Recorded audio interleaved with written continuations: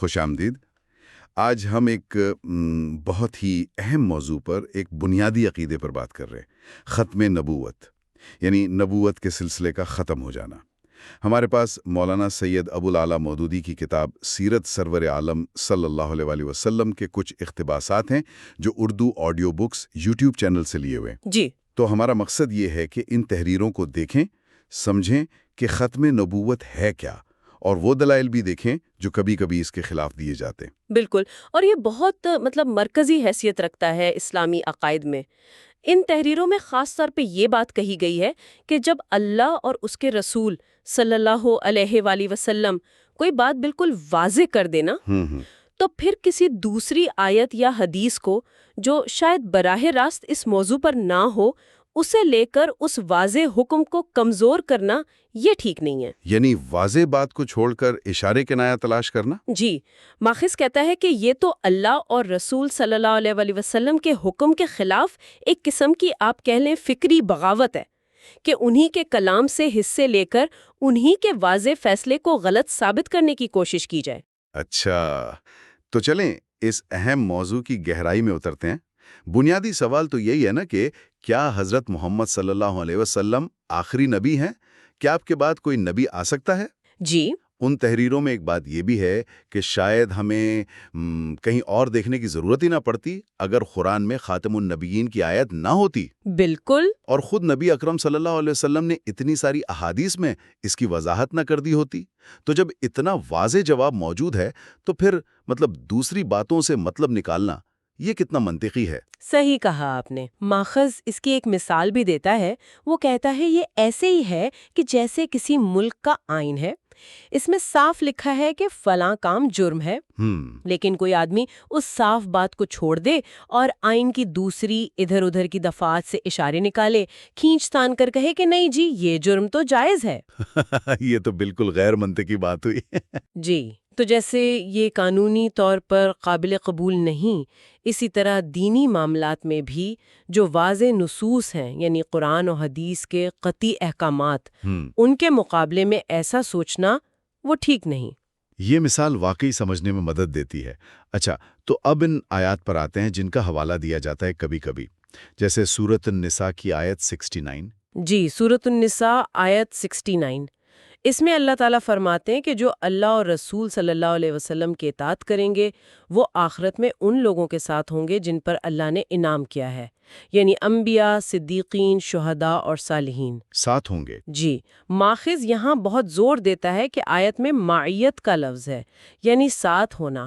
یہ نہیں کہا کہ وہ خود بھی نبی بن جائیں گے، وہ ان عظیم لوگوں کی رفاقت میں ہوں گے۔ اچھا، اس کے مقابلے میں وہ سورۃ الحدید کی آیت 19 کا حوالہ دیتے ہیں۔ وہاں فرمایا گیا کہ جو اللہ اور اس کے رسولوں پر ایمان لائے وہی اپنے رب کے نزدیک صدیق اور شہید ہیں۔ اب دیکھیں، یہاں صرف صدیق اور شہید بننے کا ذکر ہے، نبی بننے کا نہیں۔ یہ تو بڑا واضح فرق ہو گیا کہ اطاعت سے صدیق اور شہید کا درجہ تو مل سکتا ہے امت میں، لیکن نبوت کا نہیں۔ بالکل، اس سے یہی واضح ہوتا ہے کہ نبوت کا دروازہ بند ہے۔ ٹھیک، یہ نقطہ اہم۔ اچھا، ایک اور آیت جس کا ذکر آتا ہے سورۃ الاعراف کی آیت 35، اس کے بارے میں کیا کہا گیا ہے؟ سورۃ الاعراف کی آیت 35، یا بنی آدم اما یاتینکم رسل منکم۔ اس کو سمجھنے کے لیے اس کا سیاق و سباق دیکھنا بہت ضروری ہے، یعنی یہ بات کہاں کہی جا رہی ہے۔ ٹھیک ہے۔ ماخذ بتاتا ہے کہ یہ آیات جو ہیں آیت 11 سے 36 تک، یہ حضرت آدم علیہ السلام کی تخلیق اور جنت سے نکالے جانے کے واقعے کے فوراً بعد آ رہی ہیں۔ اچھا، تو اس پس منظر میں جب یا بنی آدم کہہ کر خطاب کیا گیا کہ اگر تمہارے پاس میری طرف سے رسول آئیں، تو یہ خطاب یا تو بالکل شروع میں پوری انسانیت سے تھا، پوری نسل انسانی سے، جی، یا پھر یہ ایک عام اصول بیان ہوا تھا جو تاریخ میں سب نبیوں کے لیے تھا۔ اس آیت سے یہ مطلب نکالنا کہ یہ حضرت محمد صلی اللہ علیہ وسلم کے بعد بھی نبیوں کے آنے کا امکان بتا رہی ہے، یہ تو آیت کو بالکل اس کے سیاق و سباق سے کاٹ دینا ہے۔ کیا بڑے مفسرین جو تفسیر کے ماہر ہیں انہوں نے بھی یہی سمجھا ہے؟ سیاق و سباق تو بہت اہم ہوتا ہے نا تفسیر میں۔ جی ہاں، بالکل۔ ماخذ میں ابن جریر طبری، امام رازی، علامہ الوسی ان جیسے بڑے ناموں کے حوالے ہیں۔ انہوں نے بھی یہی لکھا ہے کہ یہ خطاب یا تو ابتدائے انسانیت سے ہے، یا اگر بالفرض محال اسے امت محمدیہ سے بھی جوڑیں، جو کہ سیاق سے بہت دور کی بات ہے۔ تو بھی اس امت میں تو صرف ایک رسول صلی اللہ علیہ وسلم آئے ہیں۔ آیت میں لفظ ہے رسول، جمع کا صیغہ، یعنی ایک سے زیادہ رسول۔ تو یہ جمع کا صیغہ اس امت پر کیسے لاگو ہو سکتا ہے جس میں صرف ایک ہی رسول آئے؟ اچھا، یہ تو منطقی بات ہے۔ جمع کا صیغہ ایک رسول والی امت پر فٹ نہیں بیٹھتا۔ جی، تو ہر طرح سے یہ دلیل کمزور پڑ جاتی ہے۔ ٹھیک ہے، ایک اور آیت، سورۃ النور کی آیت 55، اس کا بھی ذکر ہوتا ہے۔ اس کے بارے میں کیا وضاحت ہے؟ سورۃ النور کی یہ آیت 55 جس میں خلافت کا وعدہ ہے، یہ بھی ایک خاص پس منظر میں ہے۔ اس سے پچھلی آیات میں آپ دیکھیں تو حضرت نوح علیہ السلام سے لے کر حضرت عیسیٰ علیہ السلام تک پچھلے انبیاء اور ان کی قوموں کا ذکر چل رہا ہے۔ اچھا۔ تو اس آیت میں اصل میں یہ بتایا جا رہا ہے کہ ان سب انبیاء کی دعوت ایک تھی، مشن ایک تھا، طریقہ ملتا جلتا تھا، اور اللہ کی مدد ان کے ساتھ ایک ہی طرح سے رہی۔ یعنی ایک تسلسل دکھایا جا رہا ہے۔ بالکل۔ ماخذ کے مطابق اس آیت کا مقصد یہ ہے کہ حضرت محمد صلی اللہ علیہ وسلم کو ان تمام پچھلے انبیاء کے سلسلے کو مکمل کرنے والا دکھایا جائے، اسی تسلسل کی آخری اور سب سے کامل کڑی کے طور پر۔ تو اس سے یہ مطلب نکالنا کہ یہ سلسلہ آپ صلی اللہ علیہ وسلم کے بعد بھی ویسے ہی چلے گا، یہ تو آیت کے اصل پیغام اور پورے سیاق و سباق کے بالکل الٹ بات ہوگی۔ یعنی یہ آیت بھی دراصل نبوت کے تسلسل اور آپ صلی اللہ علیہ وسلم پر اس کی تکمیل کی طرف اشارہ کر رہی ہے، نہ کہ جاری رہنے کی طرف۔ جی بالکل، یہی نکتہ ہے۔ ٹھیک ہے، یہ تو ہو گئیں قرآنی آیات۔ اب ایک حدیث کا بھی ذکر آتا ہے جسے بعض لوگ دلیل بناتے ہیں۔ وہ حضرت محمد صلی اللہ علیہ وسلم کے بیٹے حضرت ابراہیم کے بچپن میں انتقال سے متعلق ہے۔ کہتے ہیں کہ آپ صلی اللہ علیہ وسلم نے فرمایا، اگر ابراہیم زندہ رہتے تو نبی ہوتے۔ اس کا کیا معاملہ ہے؟ جی، یہ روایت بھی پیش کی جاتی ہے، لیکن ماخذ اسے کئی وجہ سے رد کرتا ہے۔ بہت مضبوط وجوہات ہیں۔ کیا ہیں وہ وجوہات؟ پہلی اور سب سے اہم بات کہ حدیث کے جو ماہرین ہیں، محدثین، ان کے نزدیک یہ روایت یا تو ضعیف ہے، یعنی اس کی سند جو راویوں کی چین ہے وہ کمزور ہے، ناقابل اعتبار۔ اچھا۔ یا بعض بڑے محدثین جیسے امام نووی ہیں، ابن عبد البر ہیں، انہوں نے تو اسے موضوع تک کہا ہے، یعنی من گھڑنت۔ من گھڑنت؟ جی، اور یہ بات بھی اہم ہے کہ حدیث کی جو سب سے مستند کتابیں ہیں، صحاستہ جنہیں کہتے ہیں، ان میں یہ روایت ہے ہی نہیں۔ یہ تو بہت بڑی بات ہے کہ مستند کتابوں میں ہی نہیں ہے۔ بالکل۔ دوسری بات، آپ منطق سے بھی دیکھیں تو کیا کسی نبی کا بیٹا ہونا نبوت کی دلیل بن جاتا ہے؟ نہیں، ایسا تو نہیں ہے۔ حضرت نوح کے بیٹے کا واقعہ تو قرآن میں ہے، وہ تو ایمان ہی نہیں لائے تھے۔ بالکل، تو یہ کوئی دلیل نہیں۔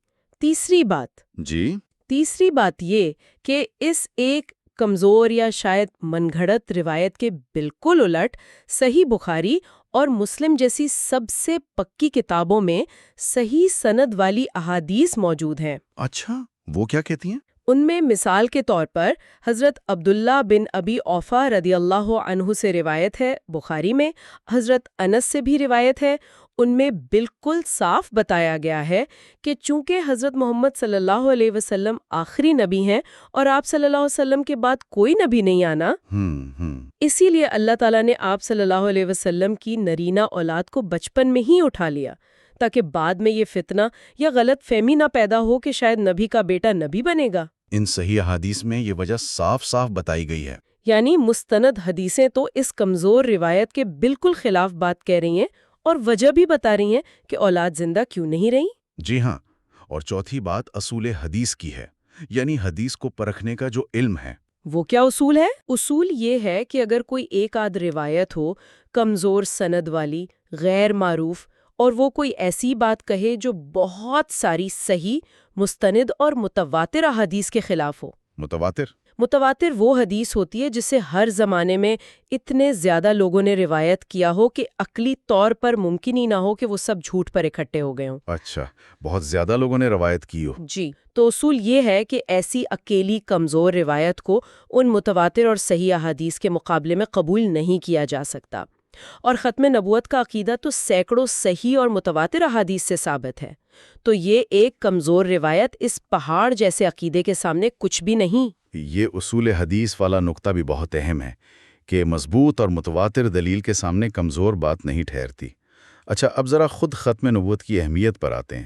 ماخذ میں ایک بڑا دلچسپ موازنہ ہے آپ صلی اللہ علیہ وسلم سے پہلے کے نبیوں کے دور اور آپ صلی اللہ علیہ وسلم کے دور کا کیا فرق تھا؟ جی، یہ بہت اہم نکتہ ہے۔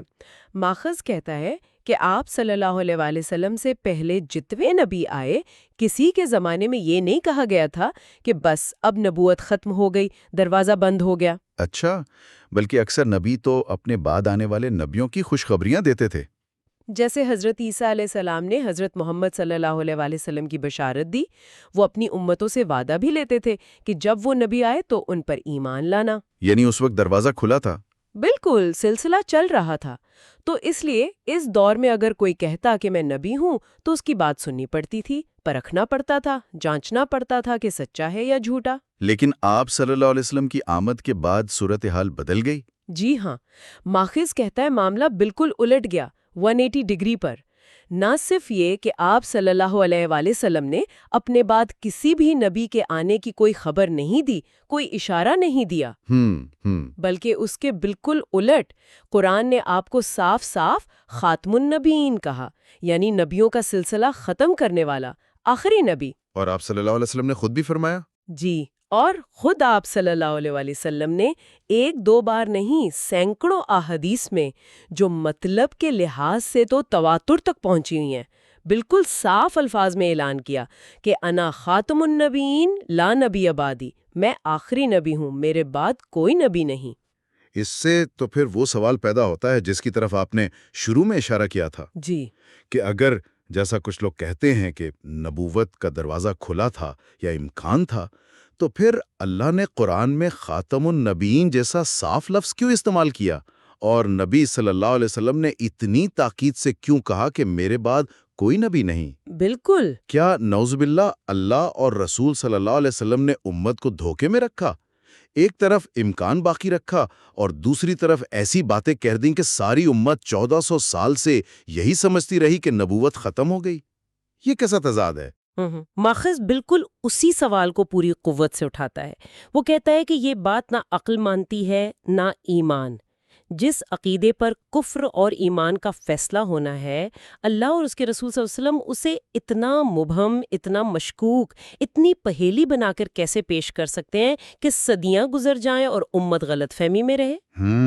یہ تو ناممکن لگتا ہے۔ جی، انہوں نے تو اس معاملے میں بالکل واضح، قطعی غیر مبہم رہنمائی کی ہے۔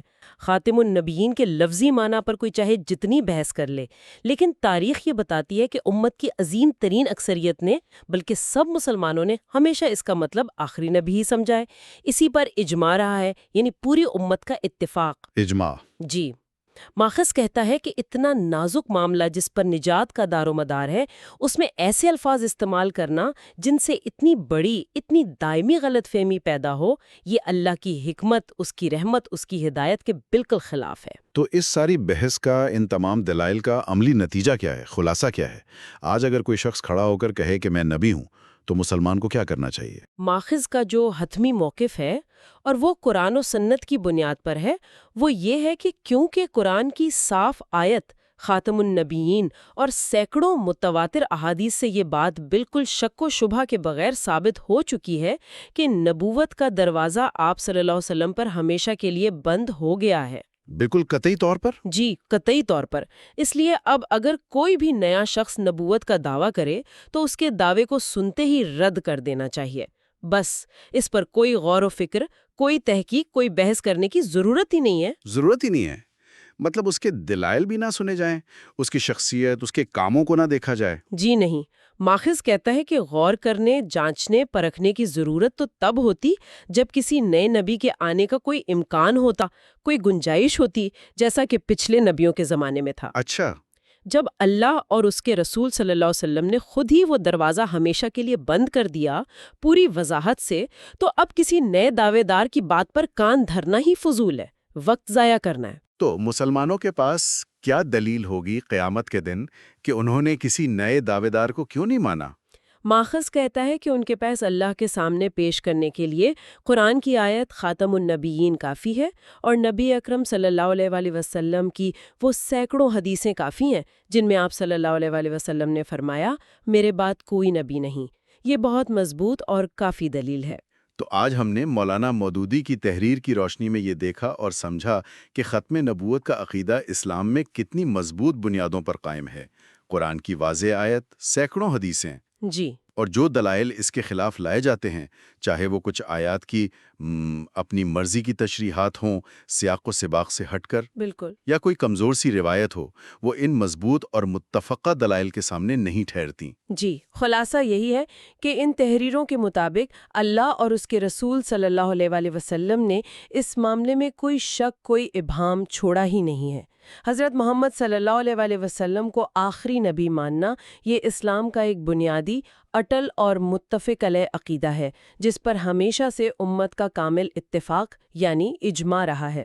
اور آخر میں ہمارے سننے والوں کے لیے ایک سوچنے کی بات، جب بنیادی مذہبی متن یعنی قرآن و حدیث کسی معاملے میں اتنے واضح ہوں، اتنے غیر مبہم ہوں، تو پھر ان سے ایسے معنی نکالنے کی کوشش کرنا جو صدیوں کی اجتماعی سمجھ، مسلمہ اصولوں اور واضح سیاق و سباق کے بالکل خلاف ہوں۔ یہ چیز ہمیں خود تشریح یعنی انٹرپریٹیشن کے عمل کے بارے میں، اور خاص طور پر متن کو اس کے سیاق و سباق سے کاٹ کر نتیجے نکالنے کے خطرات کے بارے میں کیا سکھاتی ہے، اس پر ضرور غور کیجیے گا۔